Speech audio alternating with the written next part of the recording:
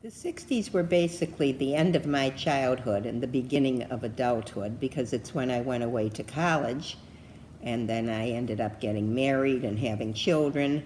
So that's how I would view the 60s for me. My grandma was born in 1962. She started college in 1960 at Purdue University in Indiana. It's an understatement to say it was difficult to live and go to school in Indiana as a Jewish woman. There were no Jewish sororities. There were only two Jewish fraternities, I believe only two. And a lot of people at Purdue had never met a Jew before. Now, a whopping 525 out of 30,000 of the undergrads at Purdue are Jewish. That is 1%. This data is all according to Hillel.org. Now, in college then, men were not allowed in the women's dorms, nor were women allowed in the men's dorms. It is crazy how conservative college used to be. Last year, my sister was a freshman in college and her floor bathroom was co-ed. Academically, women had fewer options for their majors than women do today. My grandma's majors were seen as feminine by society at the time. I took art, I took education. It's interesting to see the difference between women's academics in the 60s versus today. Colleges and employers are now way more interested in female engineers and in females into coding. A woman was supposed to be, she had to have her place at that time. Yeah. You were either a homemaker, or you were a teacher, or you were a nurse.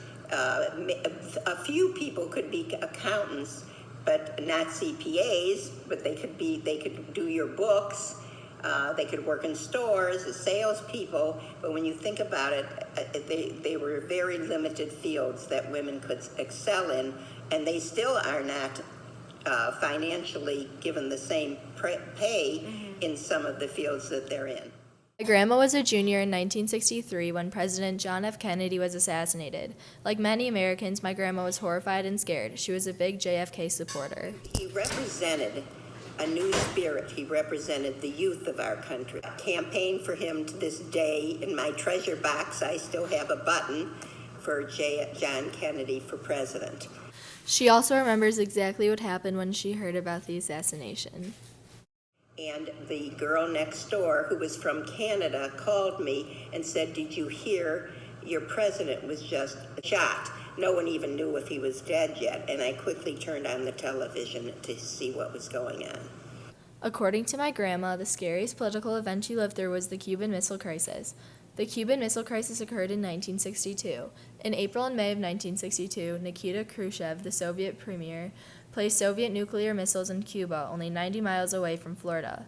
On October 22nd, Kennedy decided to block Cuba with an ultimatum for the Soviets to remove the missiles in order to protect the U.S. The blockade went into full effect the morning of October 24th.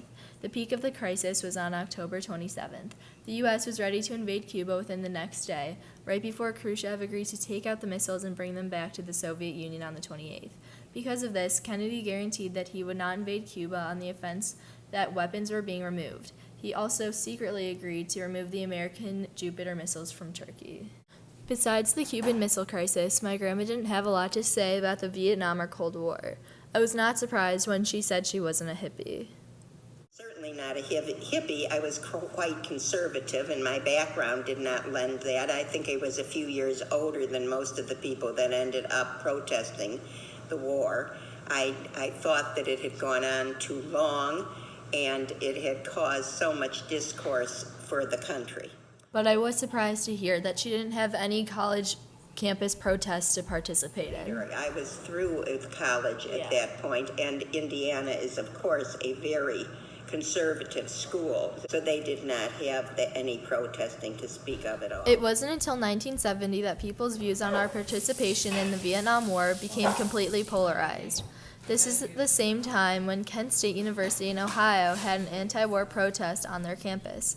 On May 1st, anti-war students at Kent State University attacked police officers with bottles and rocks broke windows and looted stores. But things took a turn on May 4th when Ohio National Guardsmen shot 4 students and injured 9 others. This shooting is now known as the Kent State Massacre. This interview really showed me what my grandma's life was like in the 60s and how much society has changed over time.